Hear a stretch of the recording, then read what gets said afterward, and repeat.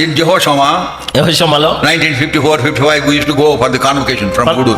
గూడూరు నుంచి 1954-55 సంవత్సరంలో పరిశుద్ధ సమాజ కోడికలకు వెళ్ళేవాళ్ళం.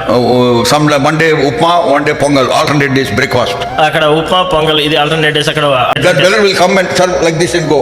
ఆ సహోదరుడు వచ్చి ఇట్లా వడ్డిచ్చేసి వెళ్ళిపోతుంటే వడ్డించుకుంటే వెళ్ళాలి. Inte bartadi. ఇంతే పడుతుంది, Inte. ఇంతే.